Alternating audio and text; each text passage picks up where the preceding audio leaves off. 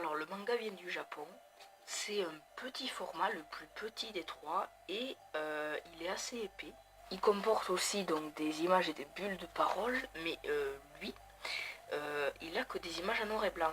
La plupart des mangas se passent au Japon ou en Chine, et le prénom des protagonistes, ils sont aussi originaires de là-bas. Donc comme manga, il y a, je sais pas, My Hero Academia, One Punch Man, Death Note, Judge, Fire Force, Doctor Stone, Assassination Classroom, et j'en passe parce qu'il y en a tellement. Le manga, c'est le livre donc parmi les trois que je connais depuis le moins longtemps, mais en quelques mois, j'ai quand même plus de mangas que de BD de comics réunis. Alors mon premier manga c'était Ieki, donc du rire jaune, et après j'ai eu Black Clover 1. Et après, j'ai oublié les mangas. Puis jusqu'à ce qu'en mai donc dernier, vous l'avez vu dans le Culturol, j'achète donc My Hero Academia et One Punch Man. Et donc j'ai adoré. Puis après donc j'ai acheté Final Fantasy Lost Stranger, non pas Fire Force, Black Torch, et c'est tout.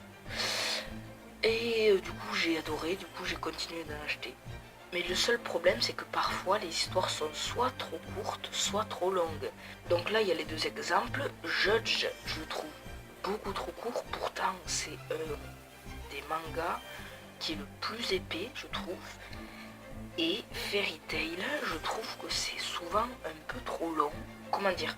Certains, c'est bien qu'ils soient courts. Par exemple, My Hero Academia, c'est le truc parfait. Sauf qu'en fait, quand ça finit, c'est tellement bien que je veux la suite. Et c'est hyper bien ça. Et les mangas les plus importants sont adaptés en série, qu'on appelle donc animé. Il y en a plein. Presque tous les mangas que j'ai sont adaptés en animé. Et donc, pour l'instant, j'ai regardé Assassination Classroom, One Punch Man et Death Note. Putain, ça me fait chier parce que j'aurais voulu regarder My Hero Academia, mais il est pas sur Netflix, ça fait chier. Mais après, dans mon enfance, j'en avais quand même regardé un, ça s'appelait Pokémon. Et en fait, je savais même pas que c'était un animé quand j'étais petit. Finalement, le manga, je le connais depuis peu. Et c'est mon préféré entre les BD et les comics.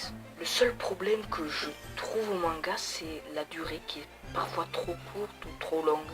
Mais par contre, c'est le meilleur format comparé aux BD et aux comics. Et les animés, je les adore parce qu'en fait, ils sont hyper fidèles au manga. Bon, mais cette dernière vidéo sur mon point de vue des mangas est terminée.